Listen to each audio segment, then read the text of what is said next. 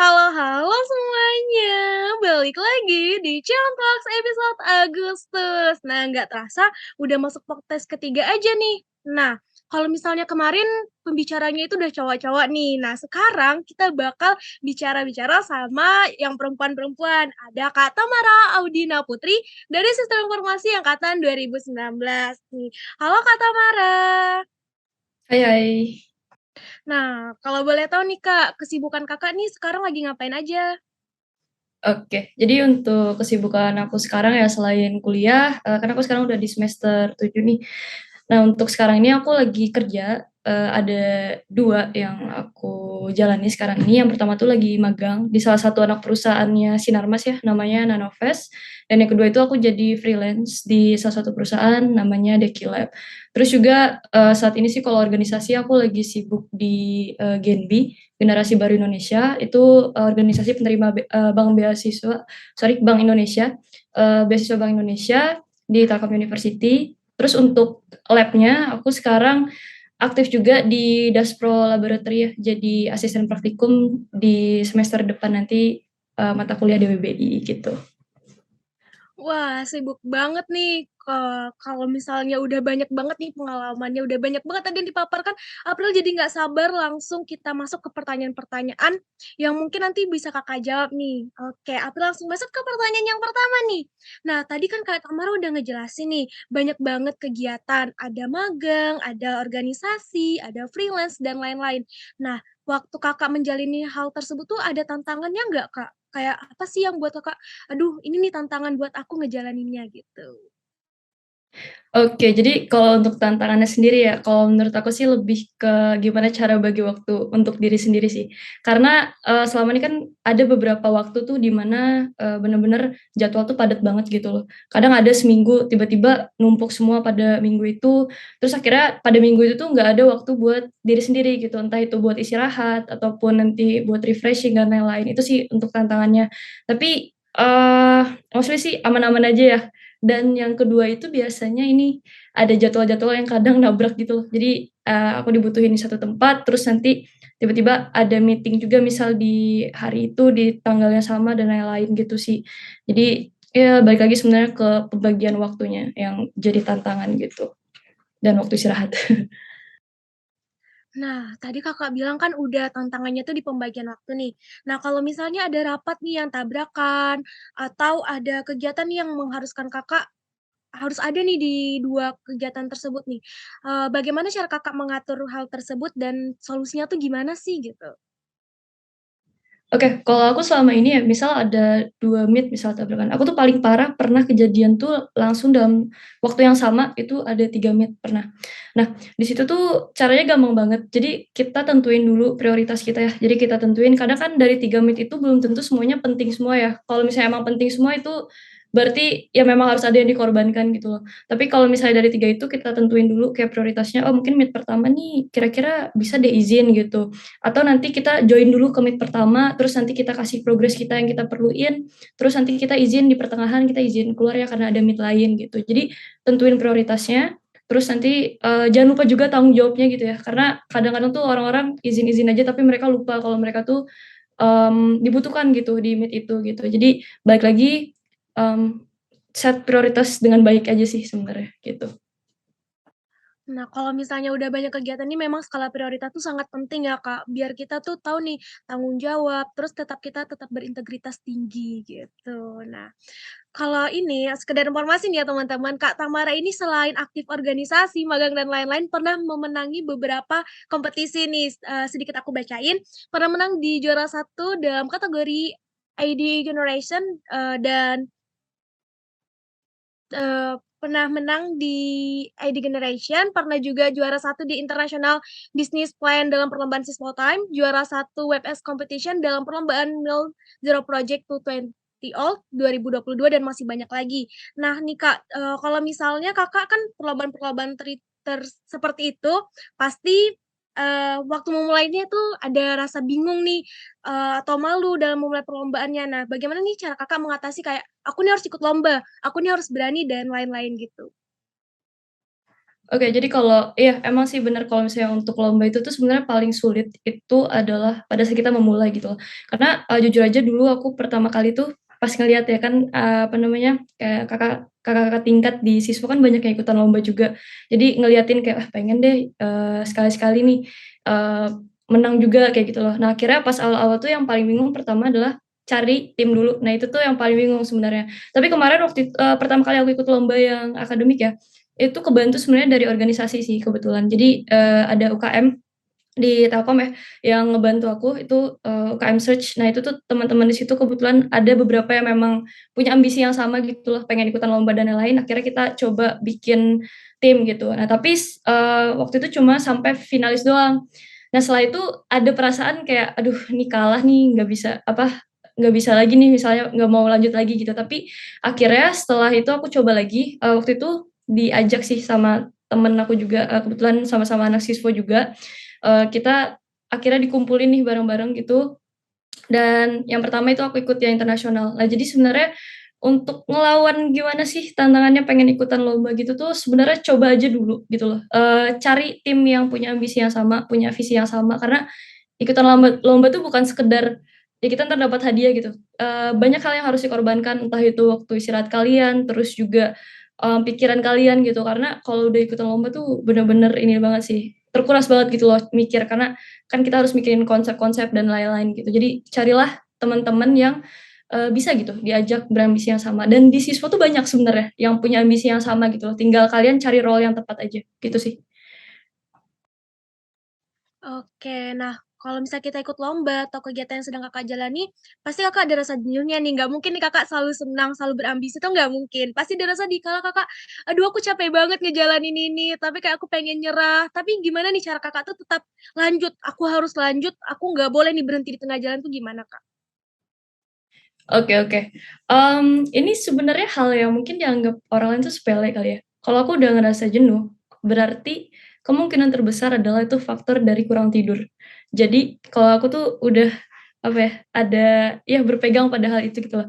Jadi kalau misalnya aku udah ngerasa bahwa, kayaknya nih ngerasa udah jenuh nih, nggak dapat feel-nya lagi, ya udah coba untuk kasih waktu istirahat sehari atau 2 hari itu tidur yang cukup, terus juga, makan yang teratur gitu loh, cari cara biar bisa nge-refreshing, kan setiap orang punya hobinya masing-masing ya, kayak misalnya ada yang suka baca buku, terus juga ada yang suka main game, entah itu juga nanti nongkrong sama temen-temen kayak gitu kan. Nah itu coba dilakukan dulu gitu loh. Jadi walaupun misalnya lagi sibuk-sibuk lomba nih gitu, di pertengahan tuh sempatin sempatin buat istirahat kayak gitu. Karena, memang sih ada waktunya di mana kayak, ini udah ngerjain jauh-jauh nih, tapi udah, aduh capek banget gitu, mentok udah kayak gitu kan. Ya udah cari inspirasi dengan cara istirahat itu dulu gitu. Waktu tidur yang cukup tuh penting banget gitu sih. Even kadang aku ngelakuin power nap itu cuma 30 menit gitu, itu bisa bikin aku fresh lagi, kayak gitu. Tapi beda-beda sih setiap orang ya, tapi kalau case aku biasanya kayak gitu. Oke, berarti nih dalam hidup Kak Tamar ini, gizi yang sehat, tidur yang cukup nih sangat mempengaruhi mood ya, Kak. Nah, ya kadang nih kalau misalnya kita udah jenuh, udah nggak tidur-tidur tuh malah kadang ngerusak fokus, malah kadang yang kita kerjain itu bisa berantakan, bisa jadinya hancur gitu. Nah, kalau dalam perlombaan nih, Kak, pasti Kakak lombanya per tim, karena perlu perhatiin ini tadi lombanya kayaknya, kategorinya per tim. Tadi Kakak juga bilang udah dapat tim dan lain-lain. Nah, dalam tim itu pasti ada berapa kepala, pikirannya nggak mungkin sama nih, pasti banyak yang kayak, "Aku pengen ini, pengen itu." Nah, gimana nih cara biar bisa satu pikiran dan tetap terorganisir gitu? Oke oke, iya bener banget. Nah itu sih, yang jadi sebenarnya kalau di lomba ya, itu yang jadi tantangan terbesar sebenarnya gitu. Karena, ketika kita bikin tim gitu kan ya, itu banyak pikirannya masing-masing gitu loh. Oh iya si A punya ide ini, si B punya ide itu, si C punya ide yang lain juga gitu misalnya. Nah jadi, tapi justru dengan perbedaan itu tuh yang biasanya bisa, ngebentuk suatu ide yang jauh lebih bagus gitu loh. Karena gini, biasanya kalau di tahap-tahap brainstorming gitu ya, itu kita, kalau tim aku tuh biasa kalau dari dalam tahap brainstorming, kita tuh ngasih tahu, pokoknya teman-teman anggota tim coba, propose gitu, beberapa ide-ide yang kalian punya di otak gitu. Ditulislah itu di spreadsheet gitu kan, ditulis idenya, terus nanti kalau udah kita tentuin, "Oke kita besok meeting, kita bahas tentang" ide-ide ini gitu. Ya udah setiap orang ngepaparin ide-idenya kayak gitu. Dipaparin, ya otomatis pasti banyak yang berbeda dong ya. Nah, di situ mulailah tuh. Nah, di situ yang bahayanya kalau misalnya kalian keras kepala gitu loh. Nah, caranya tuh kayak gimana? Yang pertama tuh saya balik ke diri sendiri. Ke diri sendiri tuh udah ngasih tahu bahwa oke kita terima pendapat orang lain, tapi kita juga tetap harus ngasih tahu pendapat kita kayak gitu loh. Nah, kalau misalnya ada perbedaan gitu, cara yang paling gampang adalah kita tulis lagi atau kita sampaikan, oke, kelebihan punya kita nih apa aja sih kelebihan ide kita, tapi yang pasti ada ide itu pasti ada kekurangan dong. Jadi kekurangannya juga dikasih tahu. Lalu nanti di-brainstorming nih bareng-bareng, kita gabungin semua ide itu, kita lihat mana nih yang lebih banyak ngasih untung, mana nih yang banyak kelebihannya kayak gitu. Kita cari yang paling istilahnya tuh yang paling lebih-lebih lah gitu, tanpa melihat, oh nih ide dari si A, si B, si C kan nanti juga dikerjain bareng-bareng kan. Jadi nggak penting lah gitu kalau misalnya kayak mikirin ini ide dari siapa kayak gitu. Nah nanti kalau misalnya kelebihan kekurangan udah ditentuin, ya udah kita cari yang paling banyak kelebihannya kayak gitu. Nah nanti dari banyak kelebihan itu kan nanti idenya sebenarnya bisa digabungin ya. Yang tadi kan banyak nih ide-ide lain. Itu bisa kita anggapan itu kita fusion ya, kita fusion, kita gabungin gitu. Itu nanti bakal jauh lebih baik lagi kayak gitu. Jadi jangan takut sih sebenarnya kalau misalnya perbedaan pendapat, justru itu yang biasanya membawa kemenangan sih, jujur di tim aku ya gitu. Pernah nggak nih Kak, kalau misalnya udah punya banyak ide, sampai di tahap kayaknya sama-sama ngotot nih, kayaknya ini, dan ini juga dia mempertahankan, pikirannya atau pendapatnya, itu pasti kayak pernah sekali atau 2 kali nih terjadi. Nah, cara Kakak biar bisa nenangin pikiran dan berpikir jernih jernih itu gimana sih, Kak? Oke, jadi gini, gampang ya kalau di lomba itu ketika kita memberikan suatu inovasi pasti kita punya alasan dong. Nah, kalau punya alasan berarti kita punya data untuk, memperkuat alasan itu. Jadi ya udah, kita kalau misalnya memang mentok kayak gitu ya, tapi jujur sebenarnya di tim aku nggak pernah sih ya yang ada ngotot gitu, nggak pernah. Karena, basically kita ngobrolnya dengan tenang-tenang aja gitu, berusaha untuk tetap santai gitu kan untuk ngobrolin itu. Tapi kalau misalnya nih ada yang kayak gitu, mentok banget gitu, ya udah kamu kasih data-datanya gitu. Dilampirkan data-datanya dan perkuat alasannya di situ gitu. Karena kadang kalau misalnya kita ngasih ide cuma berdasarkan, "Oh ya menurut aku gini gini gini, menurut aku gini gini gini," itu tuh nggak rasional gitu loh. Jadi kasih data yang sekiranya tuh mendukung dengan argumen kamu gitu. Kalau misalnya udah ada data yang mendukung banget, udah tuh nggak bisa ngelawan lagi gitu. Karena ya ya udah jelas nih kita punya data yang faktual, udah ada survei-survei dan lain-lain gitu sih. Oke, intinya mungkin kalau misalnya bekerja dalam tim, turunkan ego, terus jangan terbawa emosi, karena emosi itu kadang bisa menghancurkan yang apa yang udah kita jalankan. Oke nih, kita masuk ke pertanyaan magang Kakak nih, dari tadi nggak disinggung. Nah, pasti nih kebudayaan di kuliah sama di magang pasti beda, budaya kerja, etos kerja, dan lain-lain itu pasti berbeda. Nah, apa sih hal yang baru yang Kakak dapatin nih selama magang kayak, "Oh iya, ini hal yang nggak pernah nih aku dapatin di masa kuliah," gitu? Oke oke. Kalau hal yang berbeda banget ya, sebenarnya kalau in terms of budaya, karena kebetulan aku magangnya kan di startup ya. Jadi untuk budayanya itu sebenarnya santai-santai aja, bener-bener definisi fleksibel. Jadi kayak berasa di dalam kita kerja gitu ya, itu bahkan, sama atasan pun jadi kayak teman aja gitu, sama kayak ya rasanya tuh kayak kuliah aja gitu, kayak teman-teman kuliah. Kita ngomong kan biasa kalau misalnya di orang-orang mikir kalau misalnya kayak di kantor tuh, harus manggil Pak, Bu gitu kan ya, dan lain-lain, terus ngomong harus pakai saya dan lain-lain. Kalau di kerjaan aku tuh kebetulan enggak kayak gitu loh. Jadi kita bisa ngomong kayak pakai gue, lu bahkan gitu ke atasan gitu kan. Cuma sih yang paling aku, apa ya, yang paling aku ngerasa, beda banget gitu ya, mereka itu kalau misalnya kita nge-propose suatu ide gitu di dalam perusahaan gitu ya, itu mereka benar-benar nanggepin tuh kritis banget gitu. Karena kan kalau misalnya ya, bedanya nih kalau misalnya kita kadang nge-propose ide ke teman-teman lain tuh paling mereka kayak, "Oh iya iya, setuju setuju, keren banget idenya gini gini gini," gitu. Nah sedangkan kalau misalnya di magang atau di tempat kerja gitu, ketika kamu nge-propose ide, itu pasti nanti bakal ditanyain kenapa kenapa kenapa kenapa kenapa gitu. Semuanya itu dipertanyakan gitu loh. Jadi kita harus nyiapin, apa sih namanya, yang kita mau kasih kayak gitu loh. Tapi in terms of, kayak apa ya, kayak budaya kerjanya dan lain-lain itu benar-benar definisi fleksibel gitu loh. Fleksibel dan komunikasinya baik gitu loh. Jadi antar, staf bahkan kita kan anak magang ya, antar anak magang sama atasan-atasan tuh nggak ada perbedaan. Kita bisa nge-chat kok atasan gitu, nggak masalah kayak gitu dan mereka bakal jawab dengan, ya kayak biasa aja kayak gitu loh, kayak berasa temen sih sebenarnya gitu. Jadi nggak ada yang bikin culture shock banget ya kalau misalnya di ini. Cuma ya kagetnya sih dulu, ya karena sama atasan kok bisa kayak temen kayak gitu loh, nggak kepikiran sampai situ karena kan ya dengar-dengar dari pengalaman orang lain kan strict banget ya tentang hal gitu, gitu sih. Wah, kayaknya Kak Tamara udah nyaman banget nih kerja sambil kuliah nih, lihat-lihat kayak oke.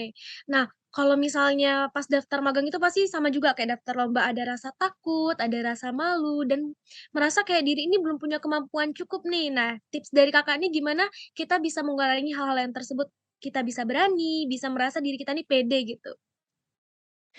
Oke, ini gampang banget sebenarnya. Satu satu yang paling penting, itu ketahui diri kalian sendiri gitu.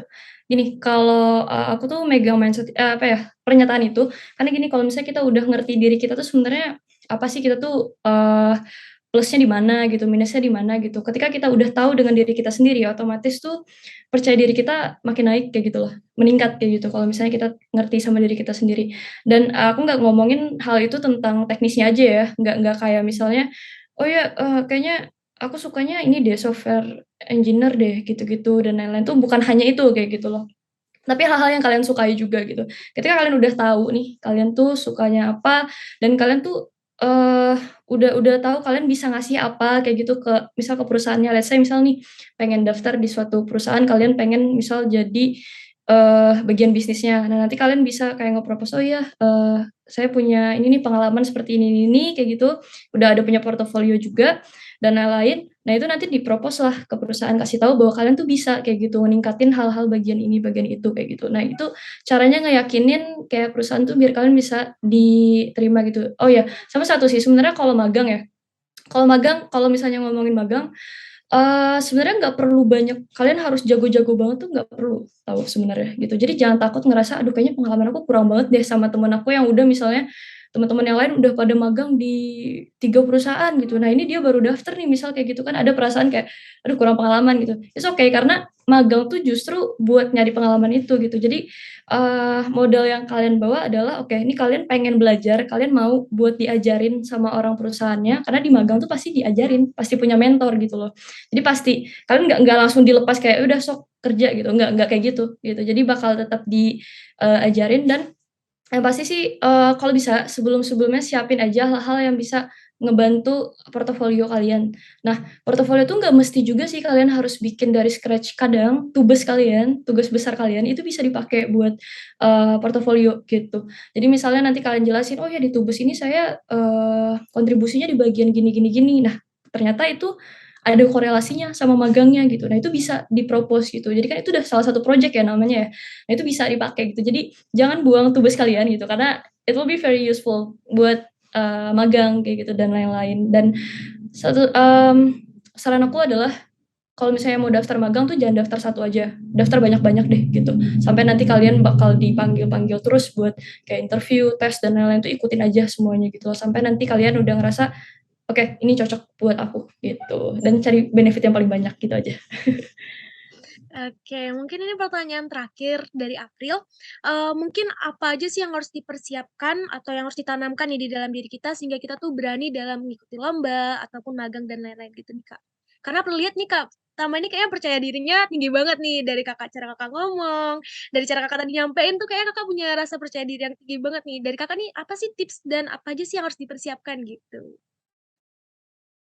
Oke oke, tips percaya diri ya? Aduh gimana nih ngomongnya? I think pertama sih biar kita udah apa ya, biar kita tahu gitu loh pengen ngapain ke depannya, intinya adalah set your goals dulu gitu loh. Simpel aja gitu, kadang tau gak sih omongan yang mungkin kalian anggap konyol gitu ya, kayak aku dulu pernah, waktu maba tuh pernah gini, ada, ngelihat cutting-cutting yang di-post di Telkom, di IG Telkom ya. Nah terus kan ada, apa sih namanya, mereka kan kayak selamat prestasi membanggakan. Dan dulu tuh aku cita-citanya ini, pengen di-post juga sama Telkom University gitu, di IG Telkom.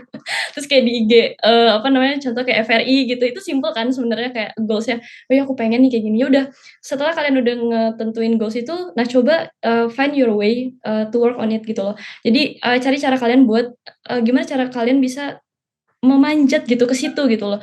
Ya banyak kan usahanya, entah itu kalian tadi ikutan project dan lain-lain, terus juga ikutan lomba gitu, itu kan udah salah satu ininya. Nah, dengan kalian ikut hal-hal yang kayak gitu, kegiatan-kegiatan kayak lomba, kepanitiaan, organisasi, itu tuh bakal meningkatkan kepercayaan diri kalian gitu, apalagi kan banyak public speaking juga ya nantinya gitu, entah itu public speaking mah nggak mesti harus jadi kayak misalnya pembicara di suatu tempat, enggak. Kalian ngomong sama teman-teman kalian, ngekoordinasiin teman kalian tuh udah termasuk public speaking gitu loh. Jadi dari situ, dari proses yang tadi, yang kalian udah punya usaha gitu loh untuk mencapai sesuatu kayak gitu. Nah itu tuh, nah di situ tuh kalian terbentuk tuh karakternya gitu, sudah kayak, "Oh kayaknya aku bisa nih ngekoordinasi teman-teman ini." Jadi ada kebentuk percaya dirinya. Dan diterusin aja gitu loh. Sama satu sih, keluar dari zona nyaman, itu aja. Jangan stuck di situ-situ aja, gitu. Oke Kak Tamara, mungkin April mau ngucapin nih terima kasih atas informasi yang udah Kakak berikan dan semoga ini berguna nih untuk Cianism agar lebih berani dan ikut lomba. Nah, kata Kak Tamara nih, kalau misalnya hal yang kecil nih kayak misalnya kemauan ataupun apa itu harus ditanamkan nih di dalam diri. Jadi teman-teman jangan mau kalah nih sama Kak Tamara. Nanti kita akan menjadi perempuan-perempuan penerusnya Kak Tamara nih. Nanti kita dipajang di Instagramnya Telkom University. Oke, mungkin see you untuk next Young Talks. Bye-bye. Oke.